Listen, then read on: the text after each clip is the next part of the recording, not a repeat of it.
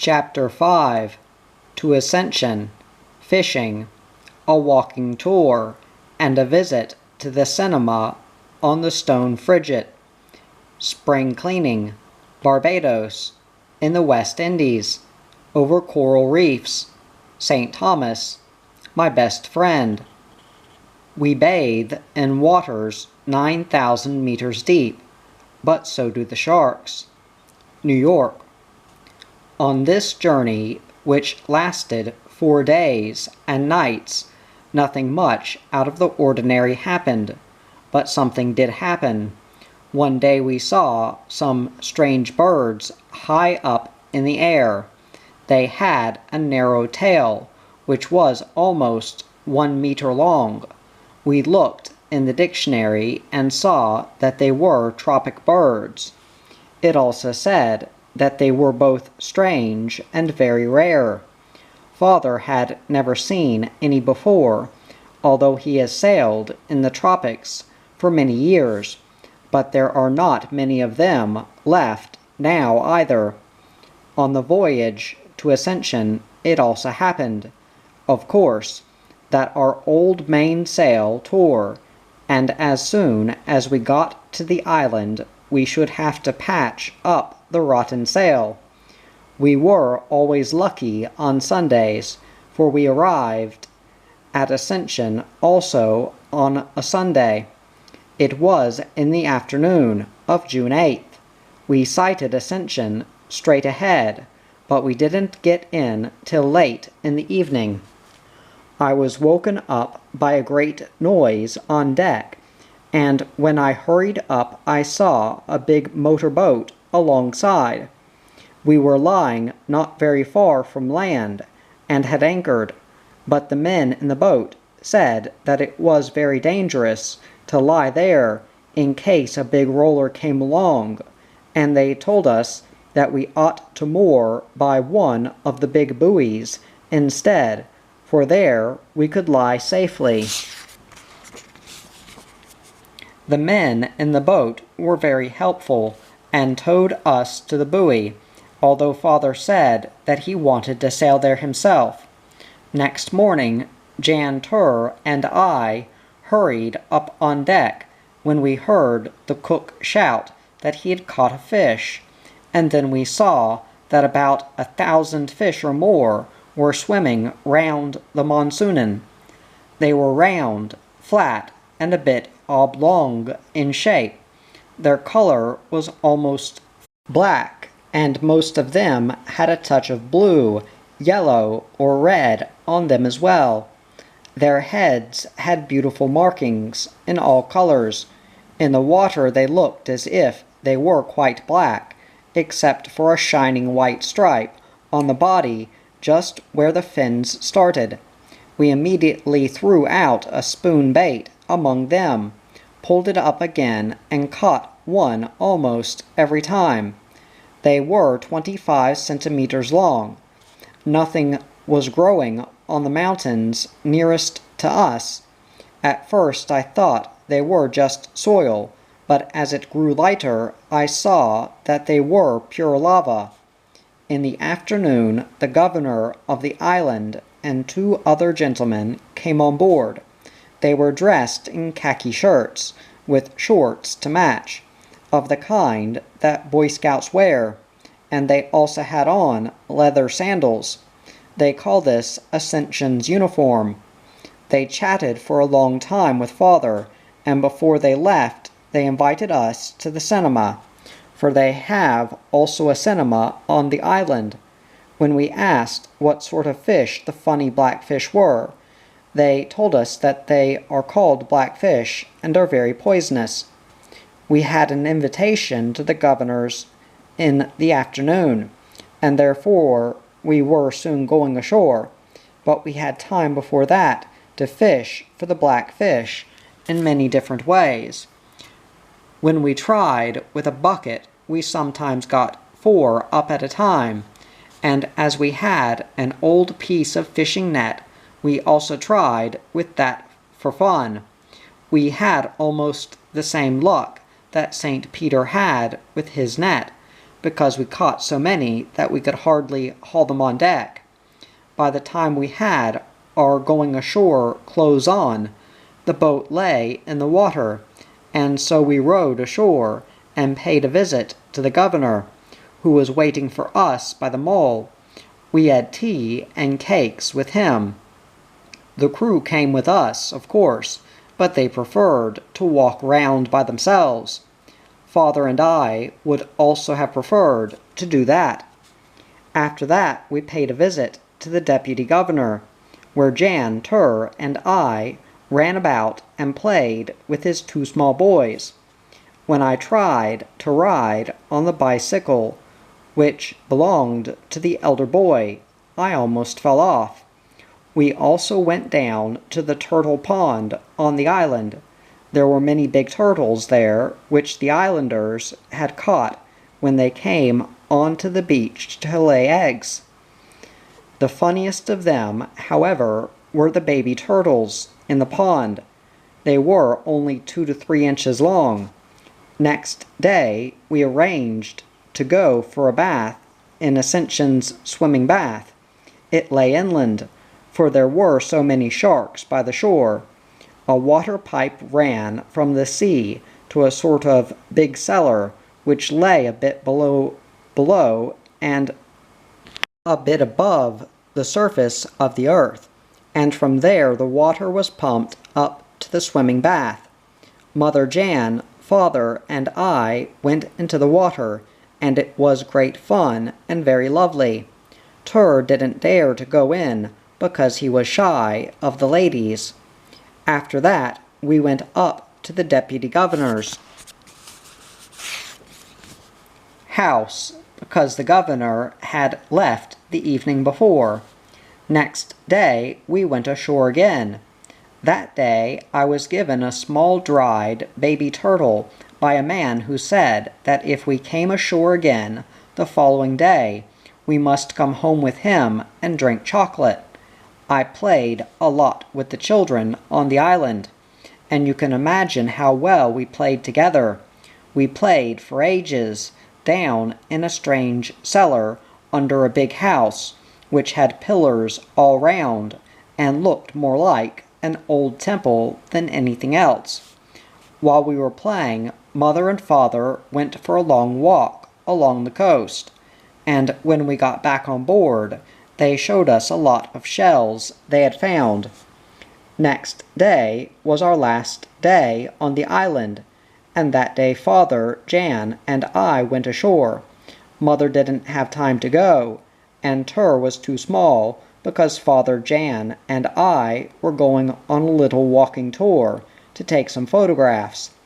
First of all, we went down to the sandy beach, and there Father took a snap of a big rock, on top of which stood a high crane.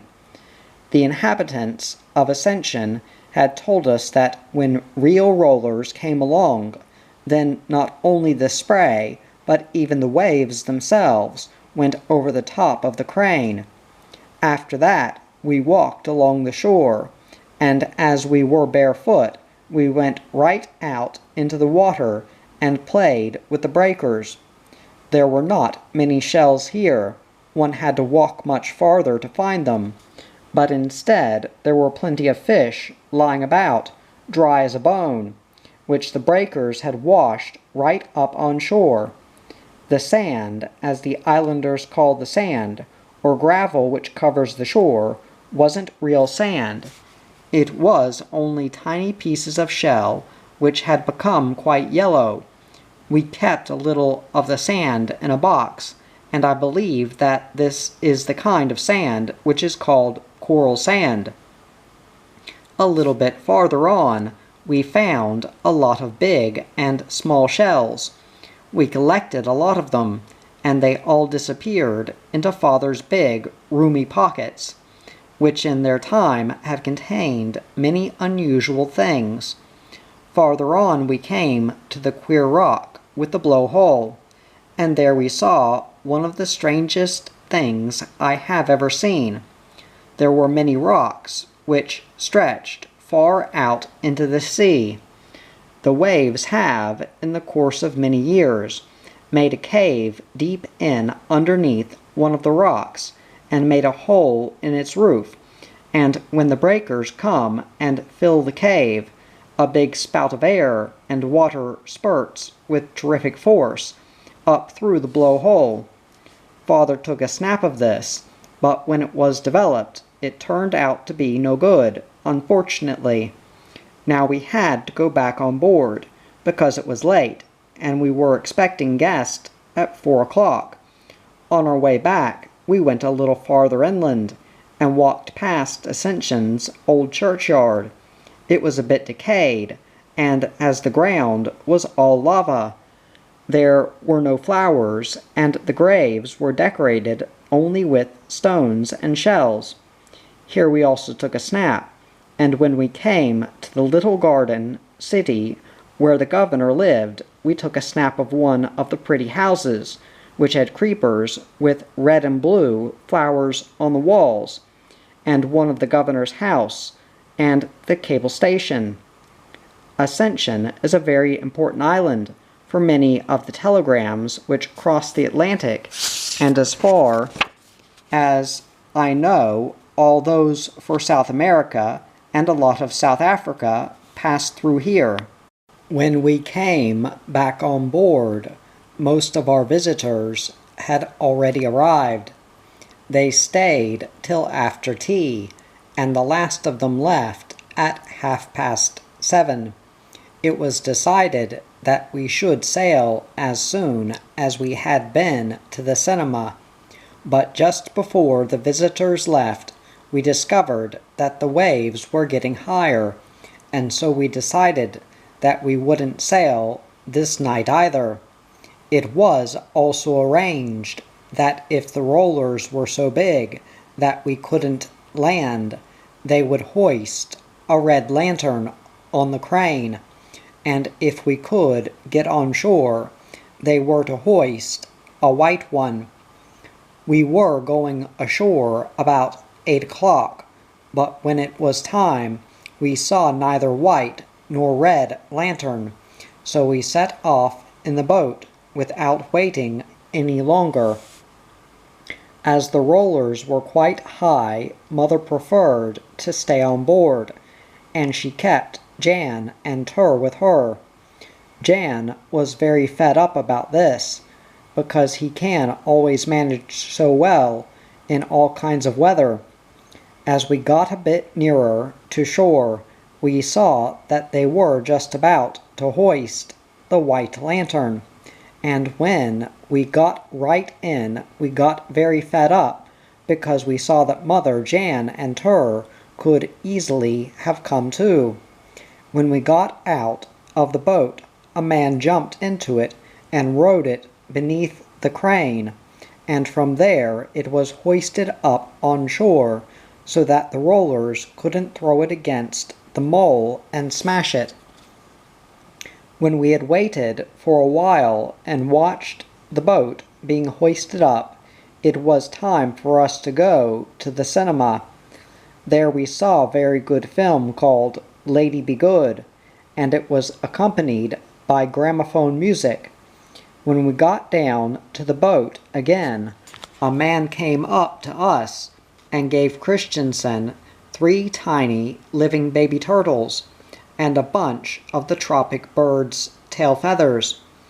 I too was given by the same man a bunch of feathers of the same strange kind, and I was very pleased with them. After that, we rowed on board, and early next morning we sailed. It was then about 9 o'clock, and it was Thursday, June 12th. The sun shone so lovely and warm, and we could still see Ascension for many miles. The turtles were the only things we were unlucky with, although we kept them in a basin with sea water and looked after them just as we had been told to. The smallest of them died 3 days after we left, the biggest one 5 days after, and the one in between about a week after. The voyage to Barbados, one of the West Indian islands, went by very happily, but we were busy on that trip. We now took baths 2 or 3 times a day, for it was very hot, although a fresh trade wind was blowing. One day we saw a tropic bird which nearly came right down on the deck of the Monsoonin. The main gaff was creaking the whole time, and Father thought it would help if we took off the long pieces of wood which were nailed on along the mast to keep the gaff from rubbing against it. We removed them one afternoon, but that didn't help one little bit, and it only made it worse, for now the gaff was knocking a good bit against the mast. On Wednesday, June 18th, we had a big feast, for in the afternoon we crossed our old southbound route. It was, strangely enough, exactly 6 months since we were in the spot in the afternoon of Wednesday. December 18th. There was not more than 12 seconds difference, and that isn't much. At that time I had hung up my dear old backbone to dry. The sharks, I mean, of course. But after a few days, I saw to my great grief that it had disappeared. A few days later, we were in the doldrums, but all the way through the doldrums we had a bit of wind, and sometimes there were proper squalls. Once, when there was a proper rain squall, we all undressed and went on deck into the rain, which was very heavy. We took pieces of soap and washed all over, and it was lovely to get the salt out of one's body and get a bit freshened up. We collected some rain water then, because one mustn't waste any water at sea, and it is very good to have some rain, and we got a bit more than a whole big pail filled to the brim. Soon after the sun shone again, and it was very hot. We had to put our hats on, and so not to get sunstroke and pass out. We were about 4 or 5 days in the doldrums. On the first or second day we saw 3 big sharks. They swallowed the empty tins the cook threw out to them in one mouthful, and they were dangerous ones. One of them bit at once when we lowered the hook, and we hauled it up with the aid of a tackle in the mizzen rigging. Number 2 also bit at once, but it straightened the hook out when we had almost got it on deck. After that they both disappeared, but 3 days later 3 new ones came, and they were gray sharks, like the first 2. A whole school of dolphins appeared at the same time as the sharks, and we caught a big one, but we only cut out its liver and enough meat for one meal, for it wouldn't keep, and we already had a lot salted down. We also caught a shark, but nobody had cut anything out of the 2 sharks we had, because that was very hard work. About the time we passed the equator, we took all our bedclothes, the things from Tristan, and the provisions out on deck to dry, and after we had had great trouble getting everything back in place, we started spring cleaning. First, everything was cleared out of Alfred's and my cabins. Then everything in there was washed, painted, and varnished.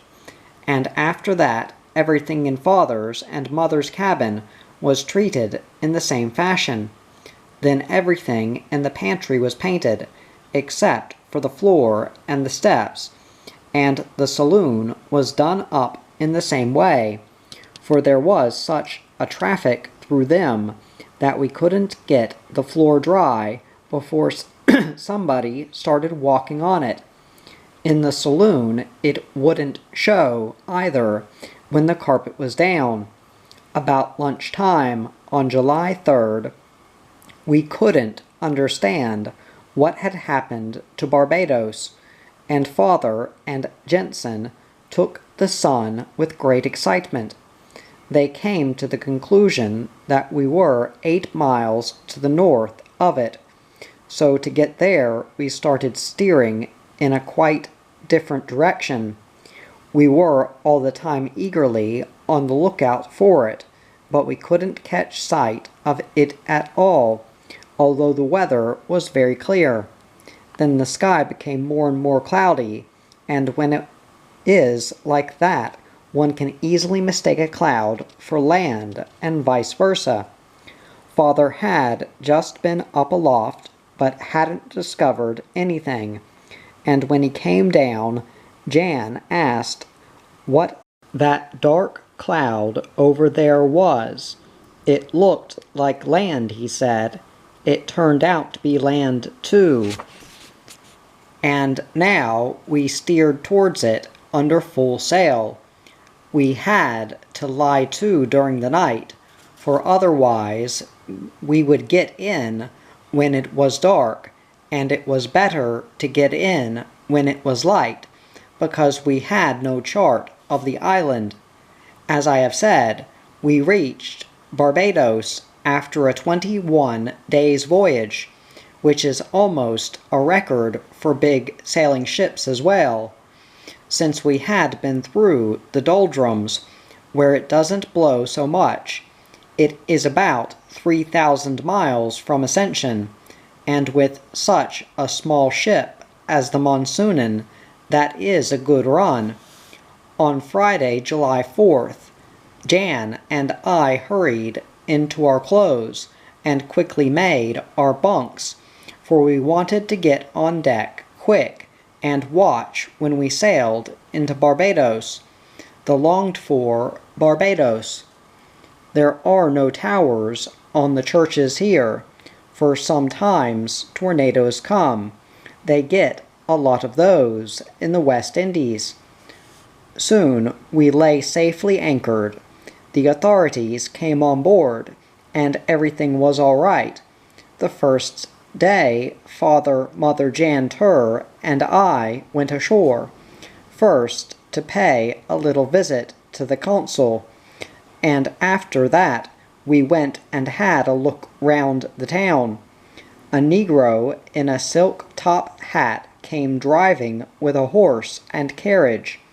He asked if we wouldn't like an hour's drive for 3 shillings, and after we had thought it over for a while, and Father had parted with his only English pound, which he had got by writing a short article for a South African paper, we said yes, and had a nice drive.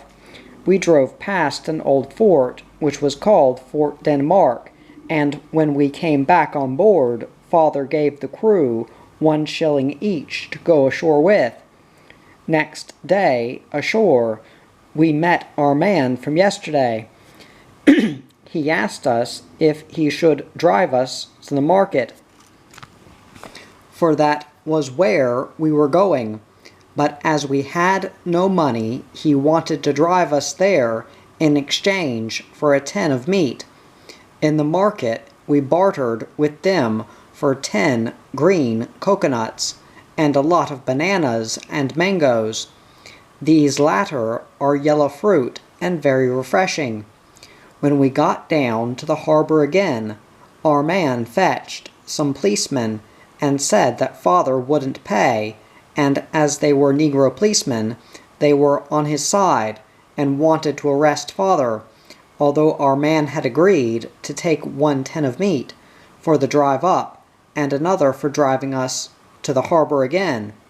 Father said to us that Carl might as well row us back on board at once, for he could manage this affair by himself, and when he came back on board in the afternoon, he told us that a white man had come along and paid our man, who wouldn't give in. He was a real cheat, the Negro I mean. Soon after the consul and his wife came and paid us a visit, and when they left, we went ashore with them and were taken out for a long drive. We drove out to a lion, which was carved out of the coral, out of which Barbados is made. It stands on a beautiful green slope. After that, we drove back to their lovely big house, and I played with their little daughter, who was 8 years old. We stayed there for supper. On Sunday, we went over to the steamer, Clun Park, and paid a visit to the captain, and there we had tea. Next day he came on board the Monsoonin and took us on shore and out for a long drive. We drove almost all the time through sugar-cane plantations, because a lot of sugar is exported from Barbados.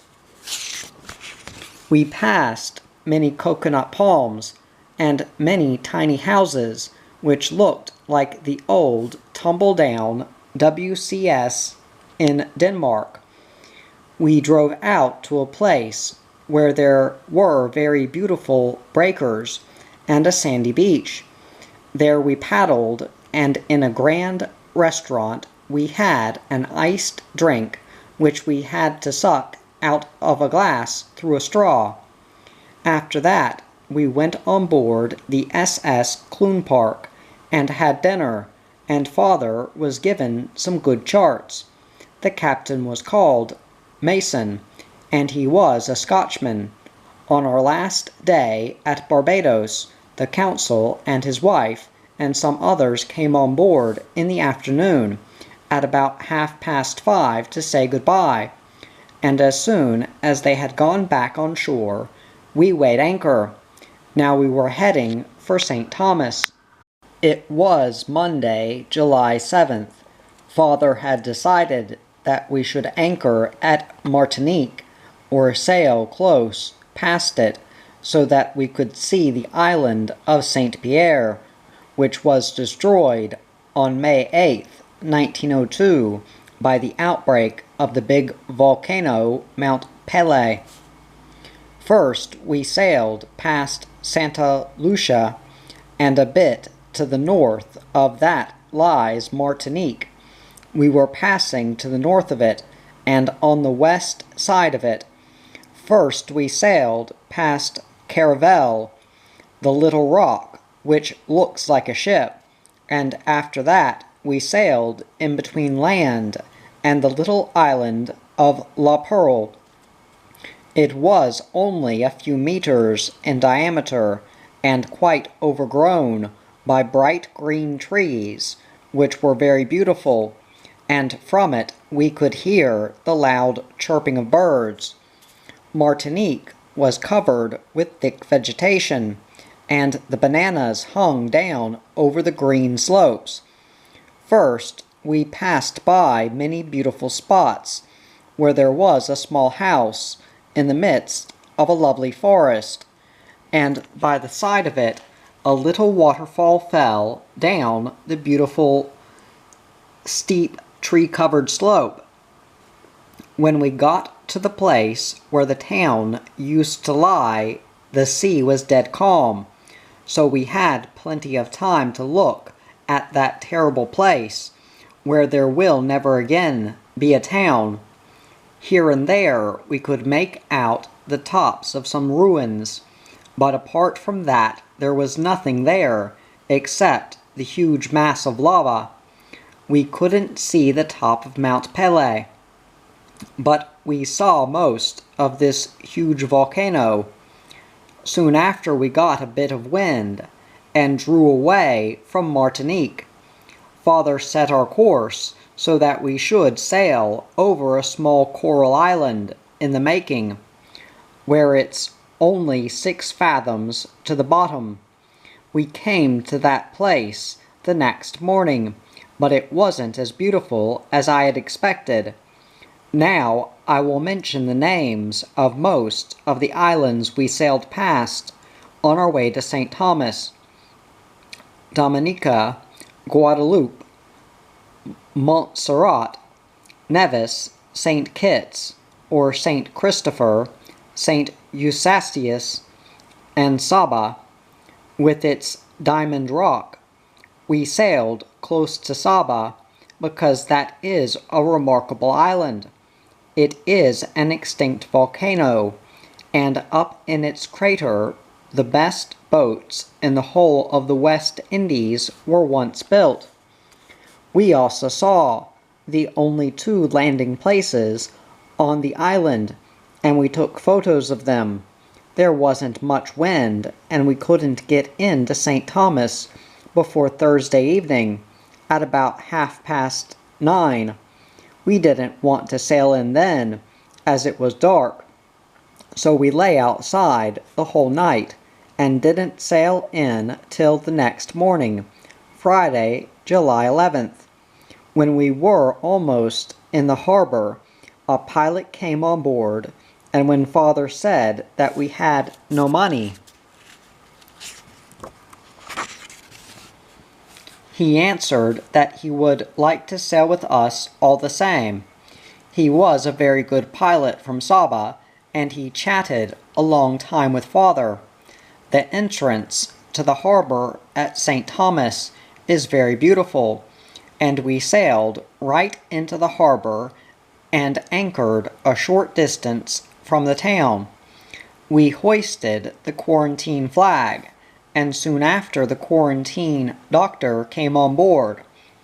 As in all the other harbors, we didn't have to pay harbor dues or anything else, only the doctor, but remember that Americans live on St. Thomas now, wouldn't let us off, but wanted his $5. However, we couldn't pay him yet, but Father smiled and said, comfortingly, to him that we shouldn't go away without paying him. Already the same day Father went to the council and other people, and came back on board with good prospects of being able to hold a lecture and earn some money.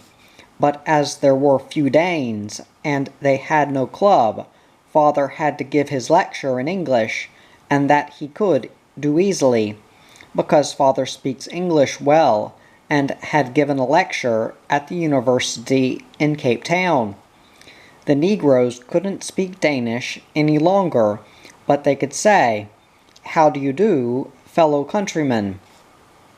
We hadn't been long on St. Thomas before we were invited for a drive by the nice council, Mr. Bang, his wife, and their little girl. We had a lovely long drive, which took us to the other side of St. Thomas, and across to the Atlantic. We stopped by a big bay, and in the bay there were big green islands, against which the sea broke. The beach was covered with worn corals, which had been washed up, and there were also mussel shells. We saw a kind of crab, which was red and blue, and lives in big deserted shells. On our way home, we saw a lot of tiny Negro huts, which stood in between the trees, and they were all made of old petrol tins, paraffin tins, and so on. They blew away like feathers when a tornado came. The last one had been in 1928. On Sunday, July 13th, we had a lot of Danish visitors on board. They said that it was better to lie alongside the pier, in case we wanted provisions, and Father agreed. Their little motor boat towed us over. As soon as we had got there, we dived into the water, just as we had done at the place where we were lying before. Jan and I can both dive from our gunwale, and the water was lovely and clear. But then we were told that there were plenty of sharks here, and we were not allowed to go in any more. I was especially fed up about that, because I had decided that I would try and jump from a place a little bit higher up above the water. However, We were allowed to go in from a low pier where there were no ships, and that was great fun too, because there were some Negroes there who taught me to dive into the water after shells, which they threw in. One day we swapped some very pretty shells and corals with some Negroes. On Tuesday, July 15th, I went with Mother and the crew to the cinema, and we saw a fine film, which was all about the Americans' war with the Red Indians, and at the same time it had a love story. We didn't get to know what it was called, for when we got to the cinema, we had to wait a bit for Jensen, who had the money. And when he came, the film had started, but we managed to follow it very well. On July 16th, Father gave a lecture in the same big cinema, which its Danish director had lent him for nothing. Father got $45 for it, which is 178.75 kroner. The day after, I and the crew went bathing on a fine beach with a Danish gentleman who was called Mr. Taj. There I learnt to make a forward and a back somersault in the water. Next day I went with Mother, Father, Jan, and Tur to a place which was called Crum Bay. A Danish gentleman called Mr. Etrup treated us to this trip. An old man with a long white beard lived in that place. He had collected a lot of strange things, which he showed us. There were things from ships which had been wrecked, shells, corals, some strange animals, and many other things. I went bathing there together with a lot of other children, and learnt to do a proper running dive, but not from such a great height as our gun whale. One day, Council Bang's little girl, Elizabeth, came to visit us, together with a little friend of hers, and they stayed a couple of hours. On Sunday, July 20th, we were going to sail. Father and Mother had invited a lot of visitors on board, because Father wanted to give a sailing trip to all the people on St. Thomas who had been so kind to us. When they had had their trip, we were going to leave at once. About 40 visitors had been invited, but only about 12 came, and many of them were seasick when we got out of the harbor. We didn't sail, as we had first decided, up along the coast of St. Thomas and St. Jan, because many were seasick, and there were squalls the whole time. We left at 9 o'clock in the morning, and were back with our guest at about 3:30. Just before we were going to sail off properly, somebody came dragging with him a hybrid, half goat and half sheep, which he gave to us, and we were also given grass for it. We were to take it on board with us, and we also got 2 live hens, Jensen's pet aversion. Then we stood out to sea with all sails set, while we all cheered loudly. We had made many good friends on St. Thomas, and it isn't always easy to part from good friends. The day we sailed, I thought to myself, how lovely to be out at sea again.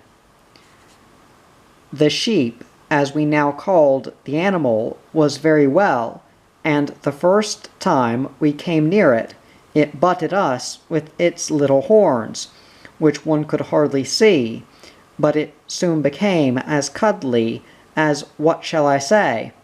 In any case, it became my best friend. Sometimes it butted me playfully, and we played with it, bah!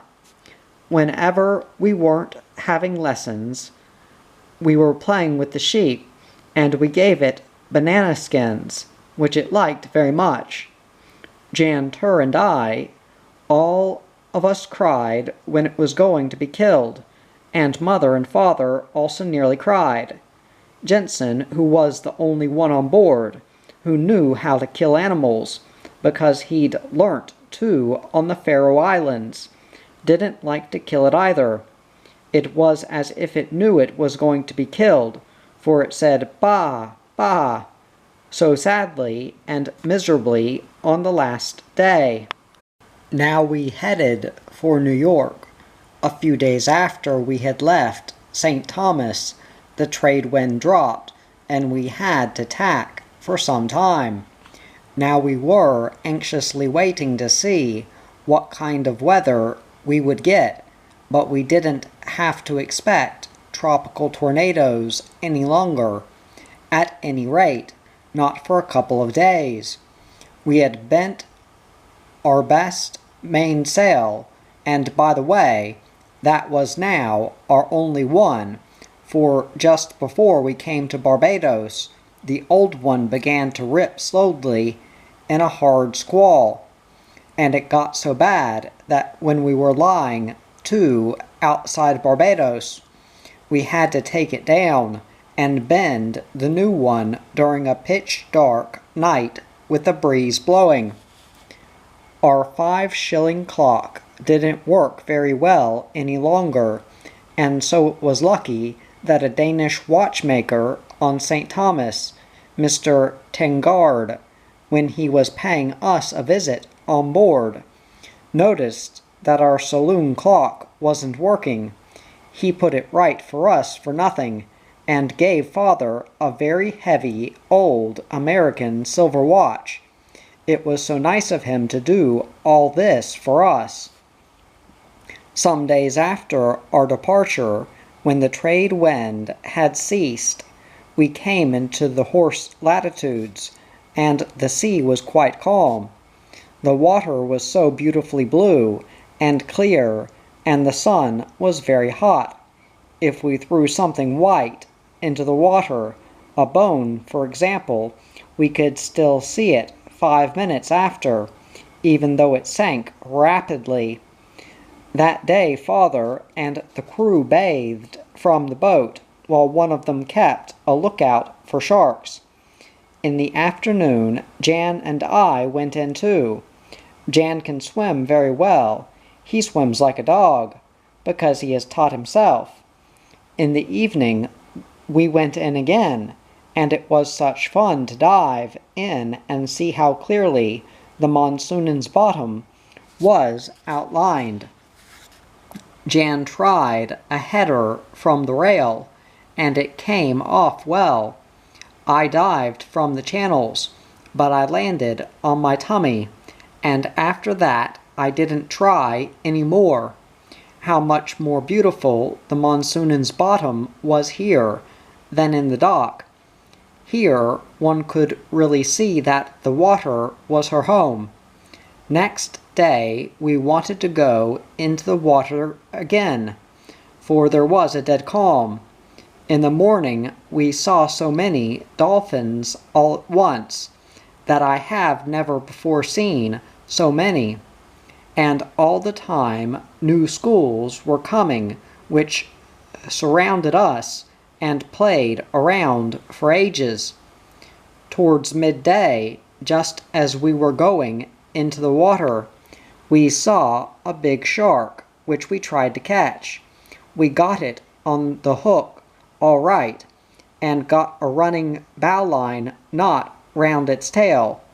The hook made a terrible mess of almost the whole of the shark's jaw, but still it wriggled just as much as ever.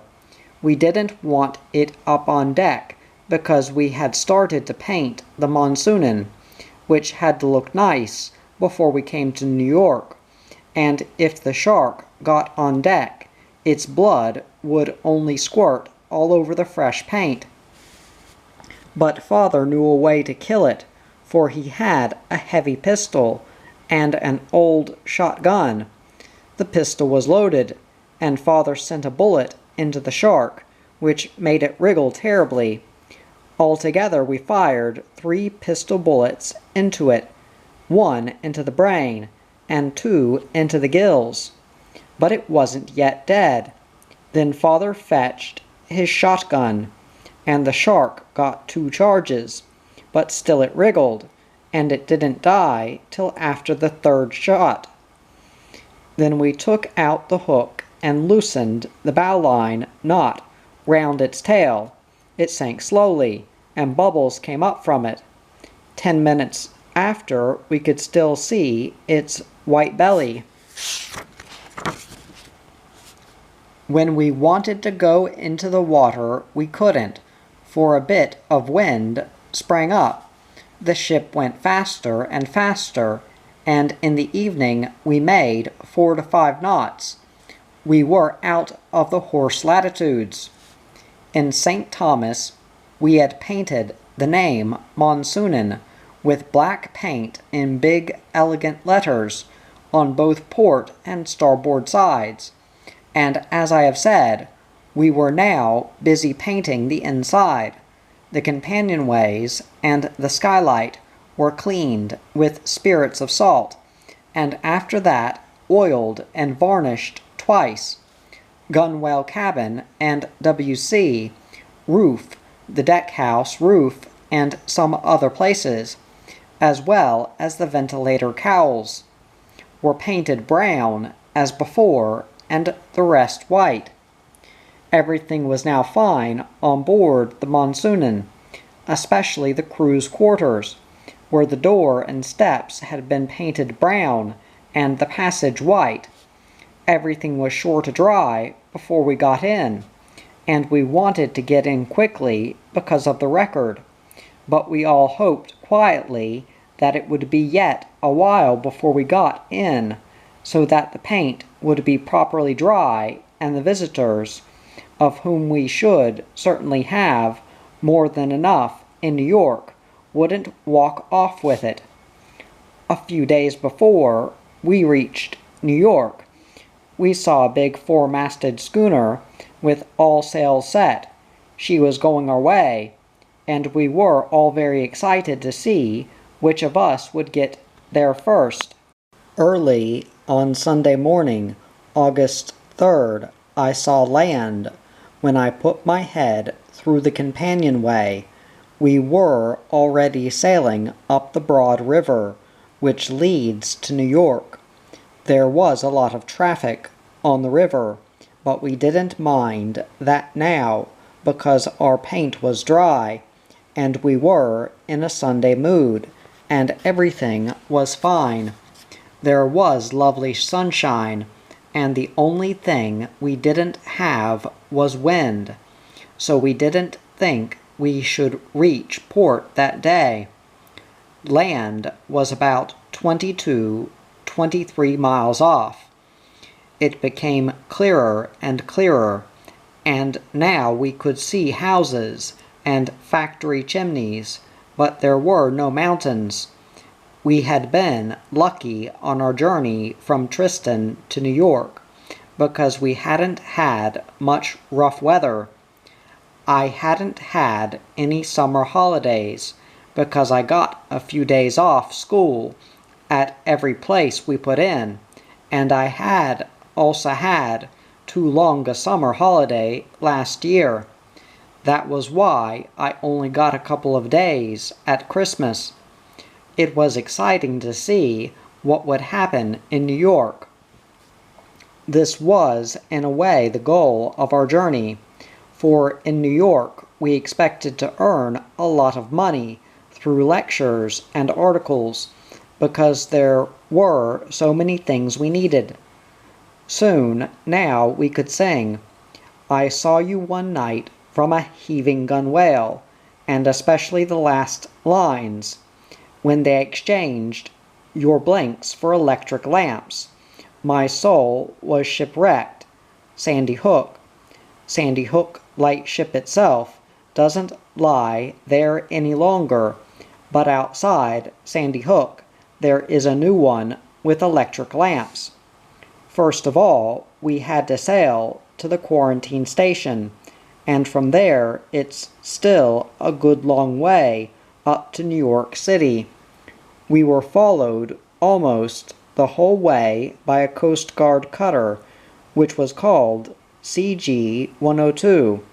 There was such a nice skipper on board. We came to Staten Island at about 3 o'clock, and the quarantine office officials and customs officers came on board. When they had seen our papers, they left, but they first played a bit on the piano. Then the captain of CG-102 came on board to seal our spirits while we were in this country, and everything went fine. Just before we weighed anchor, our four-masted schooner came sailing in. We had got in first, because the last time we saw her, she was abeam of us. The current was now so strong that we couldn't get up to New York itself, but it was better to lie outside till Father had found a place for us in the harbor itself. We beat into a bay called Gravesend Bay and anchored just by a pier. As soon as the anchor was down, Jan and I dived into the water from the rail. There were a lot of people bathing by a pier where there was a bathing establishment. There were children who dived in from a 5-meter-high springboard, and some turned somersaults in the air while they jumped. Several of them came out to us in canoes and dived from the rigging. They came every day, and twice they gave us plaice, which they had caught themselves. One of them presented me with a doll mascot. On August 5th, when we slept on deck because the night was so hot, we saw in the evening a grand firework display from the biggest Tivoli in the world, which is on Coney Island, a peninsula near which we were anchored. When they sent up a rocket, flowers in all colors, and then Christmas trees with candles grew out of it high up in the air. When, for example, they had sent up a beautiful palm tree, a new one grew out of the top of the old one, and soon after a new one grew out of the top of that one. And so it went on 5 or 6 times.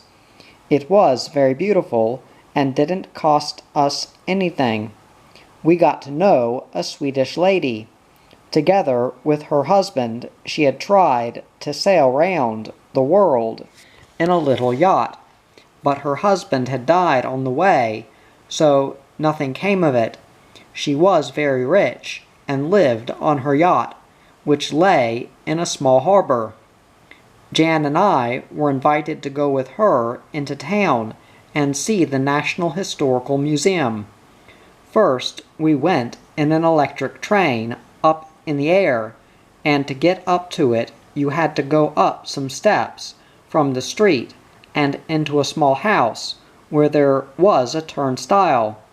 If you put 5 cents into a slit, you could pass through, but not otherwise. Then we walked on to a platform with a roof over, and every half-minute a train came rushing in. It was right over the street, and so high up that the traffic underneath was not disturbed. You had to hurry into the train, for after a moment the doors were locked electrically. For 5 cents you can go backwards and forwards for many hours, and that's why the train is sometimes packed full. Our train was an express train, so it went quickly. When we had driven for a while in the air, we shot down into the earth, where we rushed along at a mad speed for 20 minutes.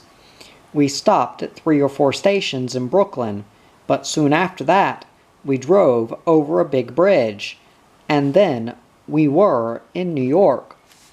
First we went into a restaurant where we had lunch and got ice cream, and after that we went into a huge, big 10-cent store. We bought the little man from Philadelphia a little glass bottle with water inside, and in it there was a little man of glass with air inside, and when you press a rubber lid which closes the bottle, the man dives. After that, we had ice cream again, and then we went to the museum we were going to see. In New York, we also saw the Chrysler Building, which we passed close by. It is 77 floors high. We could see one building which was 71 floors high and passed another which was being built and was going to be made with 87 floors.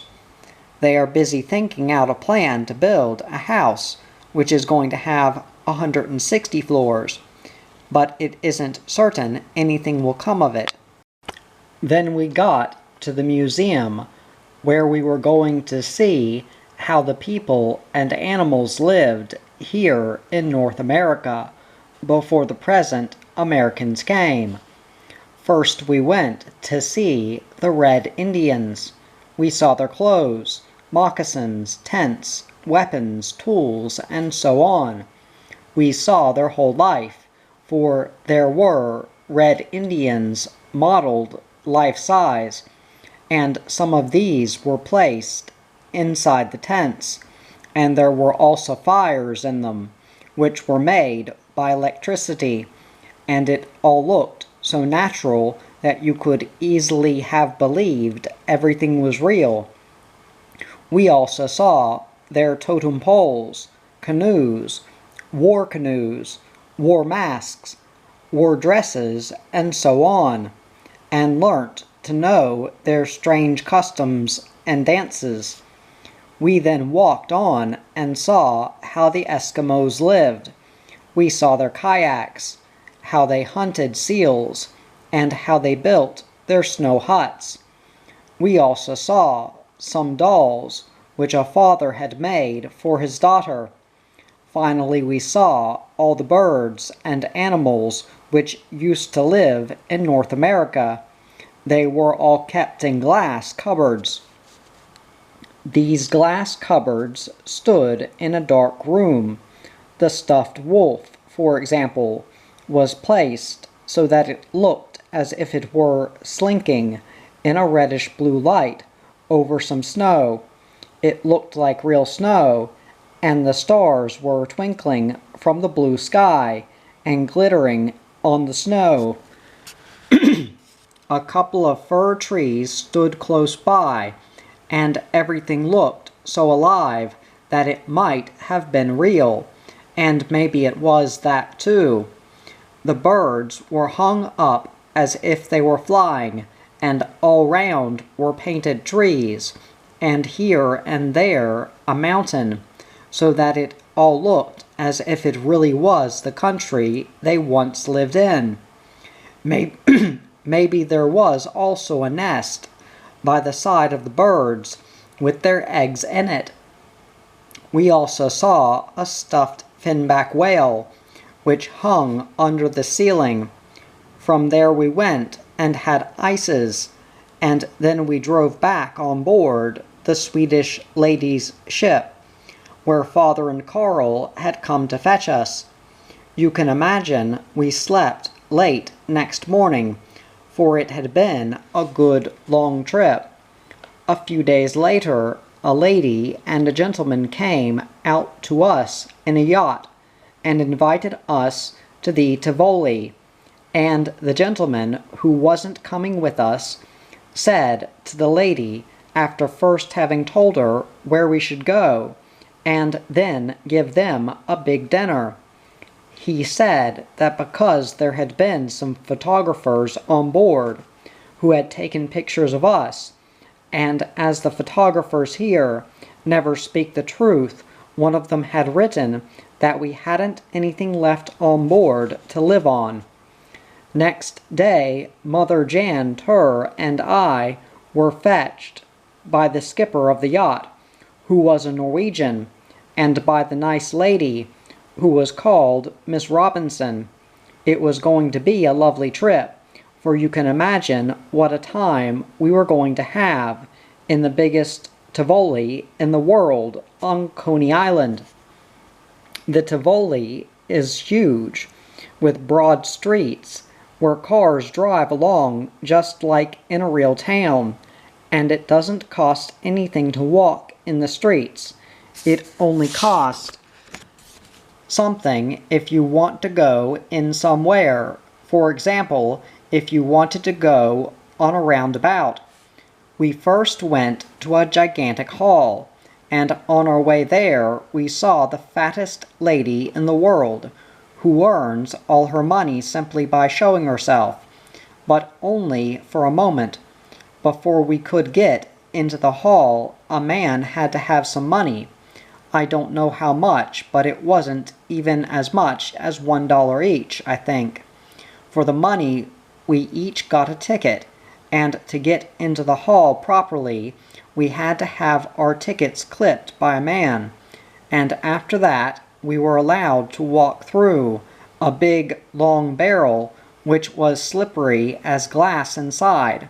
It was made of wood, and went round and round the whole time, so you couldn't walk through keeping straight up. It was great fun, and one was allowed to walk through it as many times as one liked. After that we came to a bridge which curved up across the floor, but there was no water under it. It was terribly hard to walk across. Even though there were banisters for the boards the bridge was made of, and the banisters and everything was pulled backwards and forwards and up and down the whole time, and we laughed and fell over and rolled on top of each other.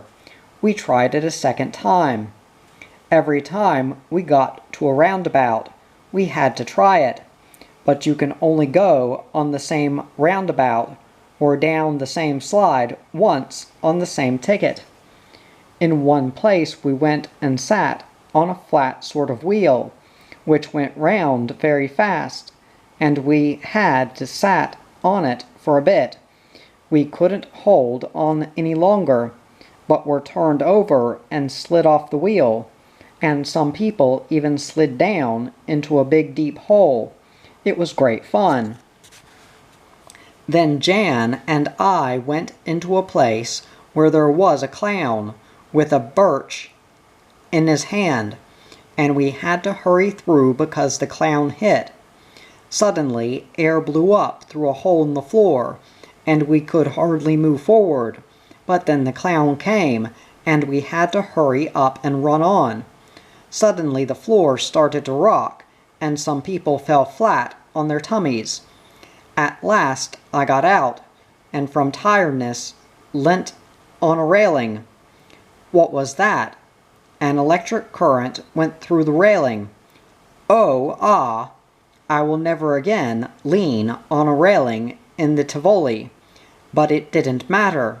I could always sit down, and I did sit down, tired out on a chair, and suddenly a crack came from the chair, and the seat fell on the floor.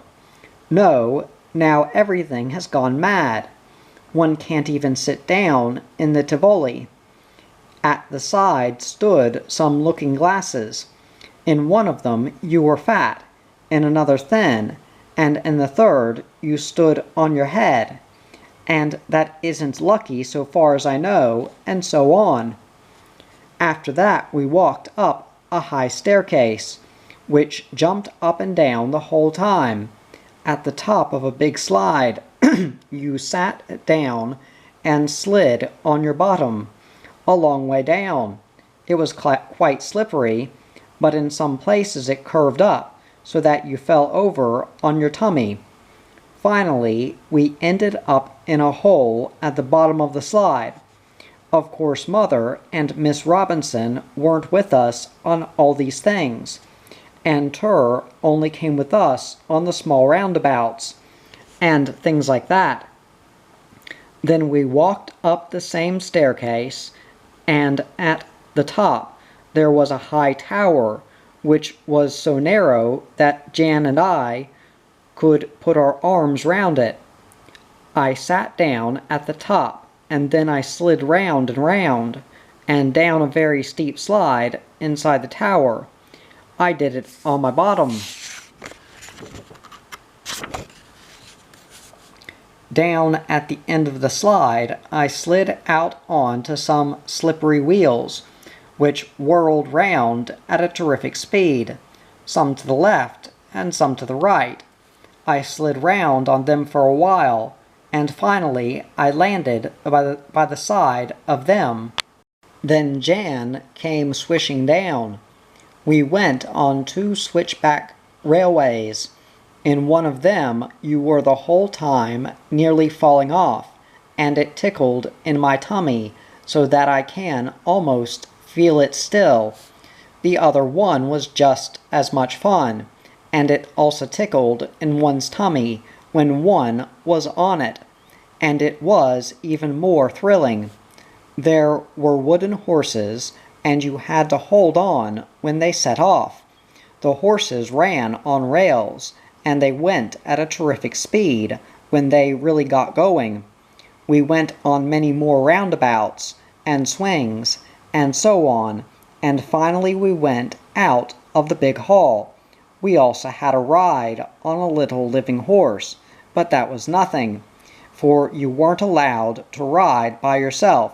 A man walked at your side the whole time and held on to the reins. I have ridden before by myself on a little horse. After that, we went to a big wheel, which was so huge that if one stood on the top of it, one could see the whole big Tivoli, yes, and even the little Monsoonen. Round on the outside of the big wheel hung little houses, and we went up in one of them. The wheel turned slowly round, and finally we came right up to the top and could even see the little Monsoonen, though we were really very far from it. The Monsoonen, too, looked just like a little doll's ship. After that, we went slowly down again, and when we came down, we each got a piece of bread and a sausage. After that, we had ice cream, and then we started to walk out of the Tivoli. Mother had been holding my hat, but she had left it somewhere. Luckily, it was an old one, and now the lady bought new hats for Jan, Tur, and me. Jan got a white cap with gold lace, and Tur and I each a white knitted beret. I also got a little walking stick with a doll on the knob, and Jan and Tur each got one, only with a monkey on instead, which could jump, a galloper. We also got balloons, and Jan had a whistle and Tur a flute, for one can buy everything in the Tivoli, and there are real big motor cars for only $20, just because they are out of date. On our way out of the Tivoli, we came to Noah's Ark. It was as big as the Monsoonen. It lay in a little water, and a machine bobbed it up and down. Mr. and Miss Noah sat fishing, and moved their arms mechanically up and down, and Mr. Noah had just caught an old boot on his fishing hook. An ostrich put its head in and out of a window, and brayed in a peculiar fashion. For a little money one could go in, and Jan and I went in. Mr. and Miss Noah, who were mechanical, nodded to us when we passed, and when we came into the ark, we could see that we were really out at sea. The chairs and tables bobbed up and down the whole time, but they didn't follow the movements of the ship. If one sat down on a chair, it suddenly fell down to the floor, so that one couldn't sit on it. In one room, the walls were made of looking glass, and even though I was alone in the room, it looked as if there were more than 100 Liss Andersons. We walked along a pitch-dark passage in which the floor mechanically bobbed up and down, and backwards and forwards. Air was suddenly blown up at us out of pipes underneath us, and it was very horrible. I suddenly noticed a faint, uncanny light a bit away from us. I walked over to it and looked in through the window where the light was coming from. There I saw Ugh, a human skeleton, who stood and grinned and nodded his head. We walked on and came out of the ark on the side of Mount Ararat. The ark was just being shipwrecked, and we couldn't get out to the others without having to walk through a terrible new cave in the mountain, where the floorboards bobbled, and so on and so on. At last we came out to the others through a big opening in the mountain cave. The skipper of the yacht now bought a rubber cigar for Father, and we had great fun with it when we got back on board. Finally, we got down to the harbor again, and rowed on board, but not before we had had a huge lunch in a fine restaurant.